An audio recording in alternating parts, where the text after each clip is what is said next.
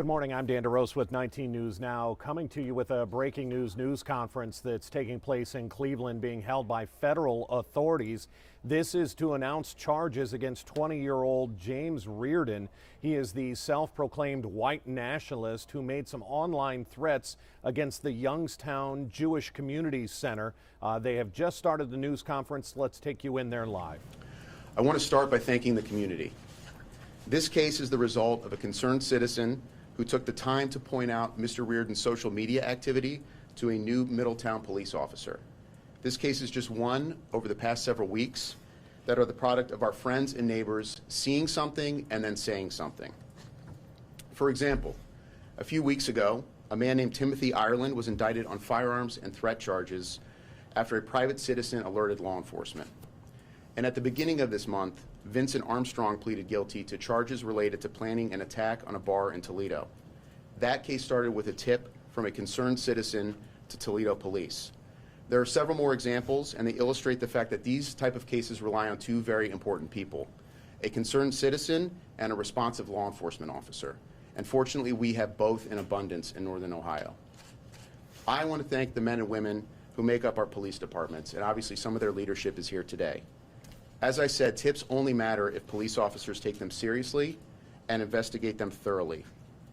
The presence of our local law enforcement here today highlights the message that police officers are trained to be responsive to information from the public, and the officers assigned to these departments, and many others, will do just that when confronted with credible and specific threats. And I also want to thank the FBI and ATF agents who join with the police in each of these cases and bring outstanding expertise to these investigations. Now let me speak generally to those who are advocates for white supremacy or white nationalism. I am talking directly to you. The Constitution protects your right to speak, your right to think, and your right to believe. If you want to waste the blessings of liberty by going down a path of hatred and failed ideologies, that is your choice. Democracy allows you to test those ideas in a public forum. If you want to submit your beliefs to the American people and get their reaction, please be our guest. Keep this in mind, though. Thousands and thousands of young Americans already voted with their lives to ensure that this same message of intolerance, death, and destruction would not prevail. You can count their ballots by visiting any American cemetery in North Africa, Italy, France, or Belgium, and tallying the white headstones. You can also recite the many names of civil rights advocates who bled and died in opposing supporters of those same ideologies of hatred. Their voices may be distant, but they can still be heard. So go ahead and make your case for Nazism, a white nation, and racial superiority. The Constitution may give you a voice, but it doesn't guarantee you a receptive audience. Your right to free speech does not automatically mean that people will agree with you. In fact, you have a God-given and inalienable right to be on the losing end of this argument. What you don't have, though, is the right to take out your frustration at failure in the political arena by resorting to violence. You don't have any right to threaten the lives and well-being of our neighbors. They have an absolute and God-given and inalienable right to live peacefully, to worship as they please, to be free from fear that they may become a target simply because of the color of their skin, the country of their birth, or the form of their prayer. Threatening to kill Jewish people, gunning down innocent Latinos on a weekend shopping trip, planning and plotting to perpetrate murders in the name of a nonsense racial theory, sitting to pray with God-fearing people who you execute moments later, those actions don't make you soldiers, they make you cowards. And law enforcement does not go to war with cowards who break the law. We arrest them and send them to prison. As I said, this case was made by a concerned member of the public and a responsive police officer. That's all it takes to stop you. The men and women of our community are allied with law enforcement. And every single member of law enforcement took an oath to protect and defend the Constitution of the United States against all enemies, foreign and domestic. And many of us have taken that oath several times, as police officers, as federal agents, as prosecutors, as military members, as elected officials. Together, we represent the best of what America has to offer. Our skin is every color you can imagine. Our families come from 100 different countries and 100 different faiths. What makes us different doesn't split us apart, though. Those differences are insignificant compared to what is the same about us. We are united in our commitment to each other, our families, and our communities. We are the living embodiment of everything you say is impossible. Together, we are united to ensure that you commit no further acts of violence in the name of your beliefs. When you wake up tomorrow morning, no matter what time that is, I want you to remember something. You can't set your alarm clock early enough to beat us out of bed. The men and women of law enforcement don't wake up. We never go to sleep. We are always awake. And arm with the public, when your hatred leads you to break the law, we will do everything we can to be there to stop you. I'll now turn it over to Special Agent Eric Smith of the FBI to detail some facts relating to this investigation. Thank you. Thank you, Justin. Good morning, ladies and gentlemen. My name is Eric Smith. I am the Special Agent in charge of the Cleveland Division of the FBI. Many of you are already familiar with the facts surrounding the case, so let me just review the information as it is articulated in the federal complaint. On August 16, 2019, a new Middletown police officer was made aware of a video posted on July 11th by a user named Ira Seamus.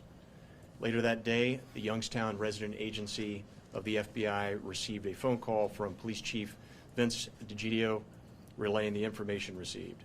Details provided by the chief and a review of the video depicted James P. Reardon holding an assault rifle and Reardon stating at the beginning of the video, F expletive a life.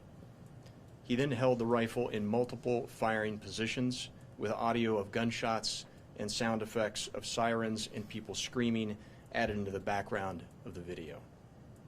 The video also had a caption which stated in part, "The police identified the Youngstown Jewish family community shooter as local white nationalist Seamus O'Riordan." The video was also tagged at the Jewish Community Center of Youngstown. Immediate action by our local partners resulted in a local search warrant for Reardon's residence. In addition to the search warrant, a local arrest warrant for Reardon on the charges of aggravated menacing and telecommunications harassment was obtained. On that same evening of August 16th, New Middletown and Springfield Township police officers, along with members of the FBI's Mahoning Valley Violent Crimes Task Force, executed the search warrant and the arrest warrant for James Reardon. An AR-15 assault rifle, an MP-40 submachine gun, numerous Nazi World War II propaganda posters, a rifle bayonet, a Hitler Youth knife, and vintage U.S. military equipment were observed in the residence. Many of these items had been utilized in the posted video we just mentioned. Reardon was not present at the time of the search, but upon his return to the residence, he was placed into local custody without incident. Reardon has remained in local custody since his arrest. On August 19th, the federal complaint for transmitting threatening communications via interstate commerce was filed under seal. The complaint was unsealed this morning, and Reardon has been transferred to federal custody. He will have his initial appearance in federal court later today on those charges. Now, the FBI would like to take this opportunity to remind the public to report suspicious behavior or suspicious postings that are observed online, particularly those involving threats. No amount of information is too small for law enforcement to address. If you see something, please say something.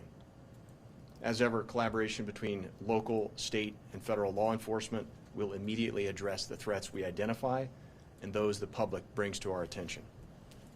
All too often, subsequent investigation into mass shootings reveal individuals that knew the shooter were aware of his or her revealing threatening statements, or that the postings the perpetrator had previously made were, on their own, concerning. We need people to come forward with just this kind of information. Innocent lives, maybe people you know, maybe your life is at stake. We must be made aware of these threats, and law enforcement will act quickly. Thank you, and I will be followed by Chief DeGidio. Well, thank you, everybody, and especially want to thank the U.S. Attorney's Office and our local FBI when we were made aware of this local situation. Understand, New Middletown isn't Cleveland. We are a village in New Middletown in Mahoning County, a suburb of Youngstown. Our population is 1,700. We have 3 full-time police officers and 4 part-time police officers. So for this to come about where everybody always says it'll never happen in a small town. It happens in a small town. It doesn't have to happen in a big city. My officer was on an unrelated call for a elderly female in distress when he was approached by a concerned citizen, a previous friend of Reardon's, who said she was very disturbed by videos that he was posting on Instagram. He recorded that video, called me at home, came to my house, we looked at it, and then we implemented our action plan of the two of us investigating this quickly at our station and notifying the local FBI. Agent Speaks from the FBI came to our location with the Violent Crimes Task Force. They viewed all the information. We were able to obtain arrest warrants from Struthers Municipal Court, who on a late Friday evening was exceptional at the prosecutor calling everybody in and eventually calling the judge in for the search warrant at 10 o'clock at night. The search warrant was implemented at about 10:30 that evening at the residence, a very quiet residential neighborhood in New Middletown Village. Reardon wasn't home, but his mom was home, and contact was made with her. The search warrant was executed, and the officers and the FBI located the weapons that were described in the propaganda that was described. A couple minutes later, while I was standing outside, a car pulled up, and it was Reardon driving it, and we took him into custody without incident. So at this point in time, our biggest thanks is to the citizen who came forward. You know, the adage of if you see something, say something, this rang true 100% in this instance. We prevented, hopefully, a tragedy. At the time we were notified, we made all our notifications of Youngstown Police Department, who have his jurisdiction over the Jewish Community Center in Youngstown. Let their officers know. We let the security task force at the Jewish Community Center know, and they put their implementation plan in operation. So everything went perfect, basically by the book. This couldn't have been written any better, law enforcement-wise, not for Mr. Reardon. So at this point in time, we're grateful, and we just want to stress, you know what, whether it's New Middletown, whether it's Youngstown, whether it's Cleveland, whether it's any of these agencies, people have bad ideas in their mind.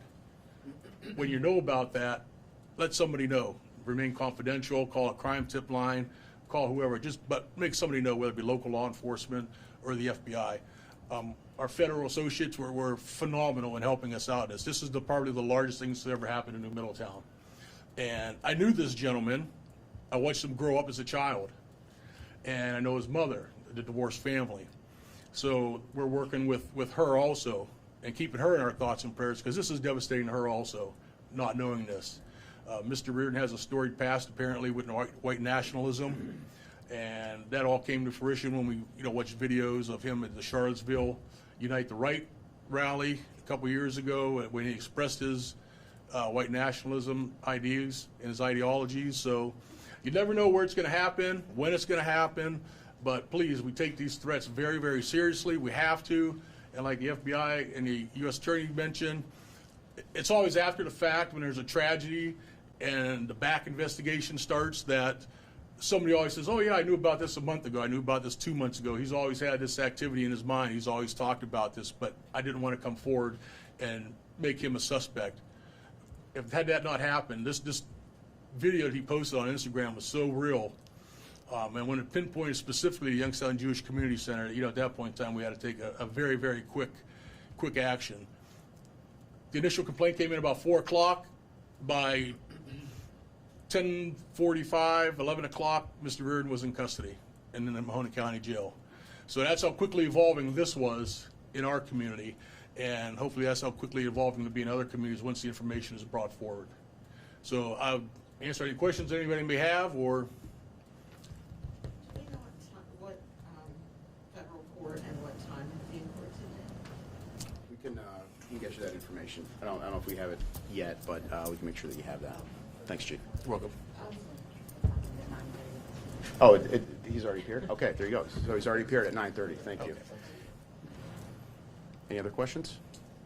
What makes it, I know there are different statutes, but can you talk a little bit about what makes this difference in, say, in terms of an investigation, in terms of a terrorism case, what you think of maybe as a standard terrorism case? What makes it different than a standard Or terrorism civil, case? Whatever it could Well, it's like any investigation. There are certain steps that we have to take, whether it's a terrorism investigation or a drug investigation, right? You got to make sure that you have identified the appropriate network of suspects. You've identified locations or items that you want to investigate further and obtain search warrants for those. You want to make sure that you talk to people who know the targets of the investigation, that you've interviewed witnesses. And at a certain point in time, like with any investigation again, but since you brought up terrorism, I think it's fitting, you have to make a decision about when to act. And fortunately, in this case, local law enforcement was in a position to act very quickly, within 5 hours, as the chief mentioned. Can you Yes. talk a little bit, my name is Afie Scruggs, I'm with WCPN. Chief, could you talk a little bit about what was on the video that made it so striking to you that you felt like you had to act very quickly? Would you talk in the next video? Well, one of the things was when that video came to my surprise, it showed him firing a semi-automatic assault rifle with, it seems like special effects for screaming and sirens. And the verbiage that was placed in there, the profanity about F-a-life, and then some other information. We couldn't even hear some of it because of the gunfire.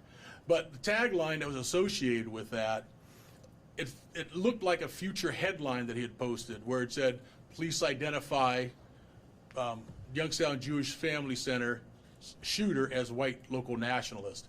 That seemed like he was projecting something. There was something maybe in the works. That's what kept us going right there, because it identified a specific threat. And what was on the video and subsequent Instagram videos that our law enforcement officers and the FBI were able to look at, along with our prosecutor in Struthers Court. And that's what justified the charges of the telephone communications harassment and the aggravated menacing, because there was a specific threat identified. How many videos did you actually see? Because you said subsequent. There were about 6 videos on the Instagram account. And currently the FBI is in process of checking his cell phone, things along that nature, for additional information. That was all turned over to the FBI. Wonder, other people involved in this seem like you could film the video. Who are you? You're looking at other people? We're always looking at other people if we have to expand the investigation, but at this time, all that information has been turned over to our local FBI office for additional follow-up. So because it's all in progress in the investigation, there can be no other information released on that aspect of it. But we always are looking at everybody else. was there any sign of him having any of these beliefs when he was a little younger or when he was in high school that anybody ever mentioned? After talking to some other people that came forward after the fact, they said that during high school he scared them, things along that nature. He had some ideologies that weren't within society norms, but instead of going to somebody and talking to somebody, a guidance counselor or an adult, respected adult in the school system, this was all held to themselves. And like I said, once this broke, then more people came forward and said, hey, this guy in high school is this guy in high school is that, information of, hey, he burnt animals, and videoed them, which animal abuse is, a precursor for domestic violence that, just leads on to a criminal activity in life. He had in his possession an MP40. Is that an illegal firearm, and if so, how did he obtain that? It looks like a German assault weapon. It is legal to have. He's a self-proclaimed collector of World War II weapons. Whether he had it or it's another family members, we're still waiting with the ATF to run the backgrounds on those weapons. Those are currently in custody and won't be released. Did he have a criminal record at all? No criminal record. As a juvenile, we just had him for some criminal mischief, very minor criminal mischief, vandalisms with, amongst friends and stuff like that. But otherwise, he was always below the radar. And at the night of his arrest, he was very nonchalant, very complacent, and just said, hey, Chief, sorry. Did that vandalism have anything to do with the ideology you said he espoused? No, it was basically breaking up with a buddy over a girl, things along that nature, overturning potted plants in their yards, some minor vandalism like that. But nothing that would signify, what his current ideology was, being a white nationalist. Did his family have any concerns about him having any of the weapons, since you said he was a self-proclaimed? Mom said that when I talked to her, Mom said that years ago she had some concerns, but she thought he was out of that and that he had straightened up. He was working at a pizza shop in the Boardman area or the Poland area, and she thought that he had straightened up and got rid of all that stuff. But once she was shown the one video that prompted everything, and she just broke down. It was sad.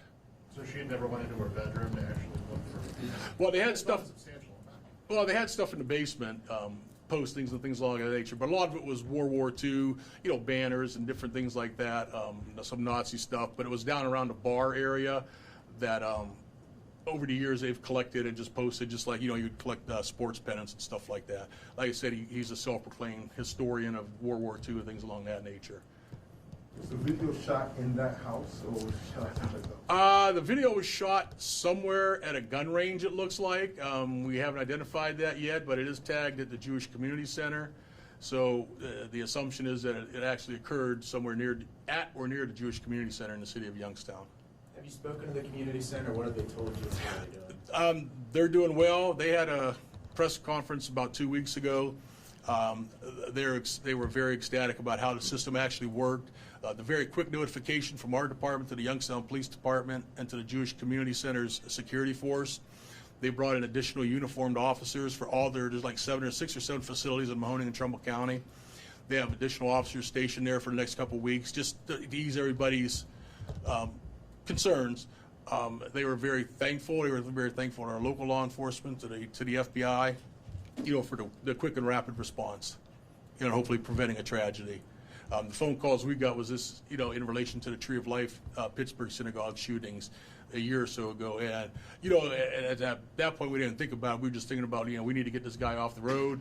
We need to get him in custody and recover whatever weapons we can. Are you thankful for the fact that everybody works together so well, especially like with state, local, and federal law enforcement? Absolutely. Being a small town, we're not that much acclimated to what the FBI does a lot of times, stuff like that. We do brief, regularly with them, our local FBI in Youngstown, at trainings and things along that nature. And, small towns, everybody's got an ego, this police department bumps up with this police department. But it was such a seamless effort notifying the Cleveland FBI, putting us in touch with the on-call special agents in the city, and then having them call us and then come out, with the resources available that we don't have. And we rely on the task force of the FBI and the Violent Crimes Task Force to help us out in these situations. It was phenomenal. The whole thing went seamless. No officers were injured. No persons were injured. Mr. Reardon wasn't injured. So it was like the perfect scenario for a situation like this that was developed, investigated, and charged, and incarcerated. Chief, this may be a question for you or probably anybody standing up there who all turn their heads and look at me and say. This ended up coming at another time where there was another young man in Youngstown who was arrested over, I guess, similar instances. Is there something about, in the wake of a mass shooting, in the wake of something that really gets a lot of national attention that ends up either giving tips or leading law enforcement to really look somewhere else for these kind of cases? Because they all seem to come pretty close. That incident in Boardman where that young man threatened the lives of federal officers, I think that's in everybody's mind, but this was a totally unrelated. When the young person approached the officer, they were just like, this guy keeps having contact with me. I don't want him to have contact with me. Here's the kind of stuff that he's posting. It's very scary. I'm concerned about this. The police need to know this, and you guys go from there. Did she think it was going to rapidly evolve like that? Did I think it was going to rapidly evolve like that? Absolutely not. But you know what? I was just like so glad that she came forward and provided the information to my officer. And then he contacted me, and then we spent all of Friday evening, investigating this along with our counterparts with the FBI. Just for my clarification, the person who came forward, she was a friend of the suspect, or? Yeah, she was a previous friend that he kept bothering. Okay, so she was in his age group, basically. Yes, and and that comes back to the adage, hey, if you see something, say something. If you become aware of something, please tell somebody. Let's avert any type of tragedies, things along that nature. We just have to be there. Have confidence in your local police departments. That's what we're here to serve you for.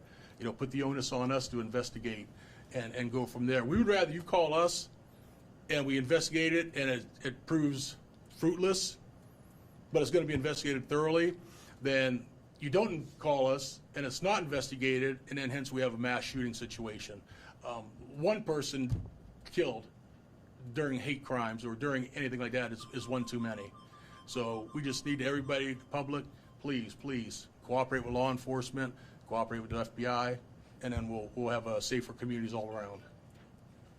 Where did James Reardon go to school? Springfield Local High School.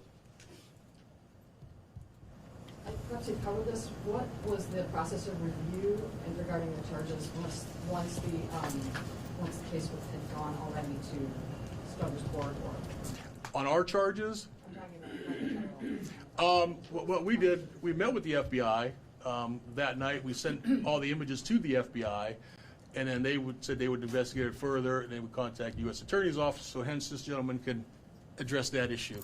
Yeah, it's very similar to what we've seen in a number of these other threat situations, which is it almost always starts with a local arrest, some sort of local charge, and then we have to analyze the facts and look at our federal statutes to determine whether or not we've got a violation of federal law.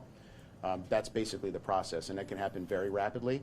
It could take a little bit of time, but in this case, it moved on the quicker side. We were able to move pretty quickly. Did you address sentencing? I'm sorry I was late, so perhaps that was already addressed. No, we have not addressed that yet. So he's currently just charged with a complaint, which is establishing probable cause that he's committed making a threat to interstate, using a facility of interstate commerce. And the sentence obviously would be up to a judge to determine, but there's always the possibility of additional charges once we seek an indictment. So this is not the final version of what the charge sheet for Mr. Reardon may look like. Is he being held in federal? He was in local custody. He was taken out of local custody this morning and presented to a federal magistrate. Based on his current charges, what kind of punishment could he be facing? I know this is an unsatisfactory answer for you, but it's dependent on a lot of different things, and it would be inappropriate for me to weigh in on that at this point in time because there's so much that would have to go into what a potential sentence would be, and that's ultimately up to a federal judge to determine that. And he was in court at 9:30 this morning? That's what I'm told, yes. That's incorrect. Oh, okay. Report, I just got Okay. I'm sorry. That's what I thought. He'll be, I think it's going to be this afternoon, but I don't know if, Here in Cleveland, or do we know? I believe it's going to be in Youngstown, but Dave, do you have an answer for that? I don't think it'll be today. The last Okay. time I had contact with the court, it would be sometime within the next week to 10 days. Okay. And that should be documented later today, I think. That's our Assistant U.S. Attorney, Dave Tepfer, is handling the case. Was there a reason it was sealed for a week and a half? There's a reason. I'm not going to get into why that was, though. There's a lot of reasons for it, actually, but we felt this was an appropriate time to unseal it and to make our federal interest in the case known. Are you looking into anyone else from that area who might have also attended the Charlottesville rally? I'm not going to comment on ongoing investigations or whatever else we might be doing. Suffice to say that this kind of case definitely focuses our attention in a particular area or particular people, and we're always trying to figure out if there's a broader network that's in play. And our investigation is still ongoing, as I said at the outset. Did the post get a lot of reaction, like likes or comments or something like that? Can I have your thoughts on that? I don't actually know the answer to that. Do you know that, Chief? Initially, there were like 70 likes on that, but then after the information got released and before the site was taken down, it was up to about 4,000. So people were looking at it, and things along that nature, which is, sad. People just, natural curiosity probably wanted to see it, especially when it's coming from a small community, and a lot of them probably are friends of his or former acquaintances. So the site's been taken down at this point in time, and we do have that secured. Was this his personal account or was it a fake account? No, it's his personal account. I think we maybe have time for one more question if there's anything else. No? Okay, we wore you guys out. All right, well, thank you very much. Appreciate it, and take care. Thanks, Chief. Thank you. Thank you. Dan DeRose with 19 News Now. Just going to recap what we've just heard. It started with the impassioned speech by the prosecutor, the federal prosecutor there, as he was talking about this message for white nationalists that democracy protects your ability to think and say what you want, but when those thoughts become threats against certain populations, that the authorities are going to come down on you and you will eventually be caught, as we saw in this case. I do want to play for you a story. We've been following this for a couple of weeks now. This is not new to Cleveland 19 here. I want to play a story. Paul Orlowski went to New Middletown to check on neighbors and who this individual claimed to be, including that part of the documentary from Charlottesville, Virginia.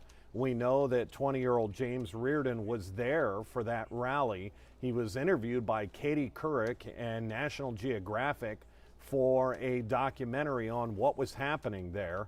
And his portion of the interview made that documentary even before his arrest. So you'll see that in this story too. Again, this was filed by our Paul Orlowski, and you'll see Paul towards the end talk about the federal charges that were just announced today, and I'll go over that as soon as the story's complete. Take a look.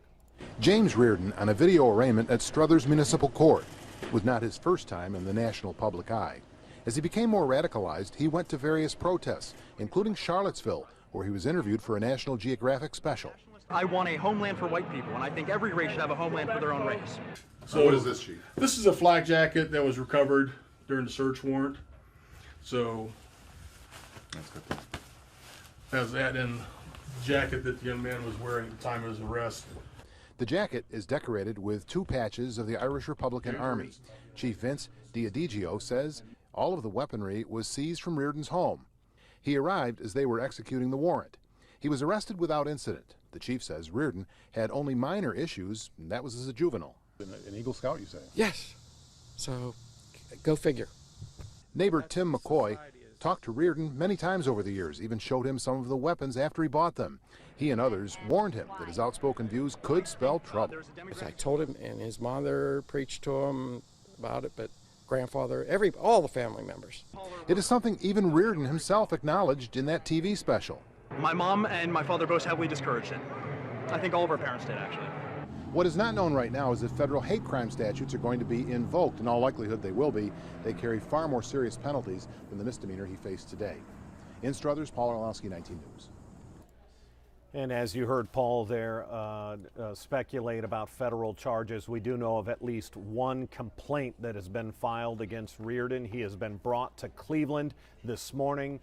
He made his initial appearance. There seemed to be some confusion among the federal prosecutors there if he had seen the magistrate or if he just made an initial appearance for booking, because he is now booked in federal authority, federal custody. That apparently happened this morning, and then there was talk that his first arraignment on the first federal complaint will happen this afternoon. That is a complaint of transmitting a threat, a threatening communication.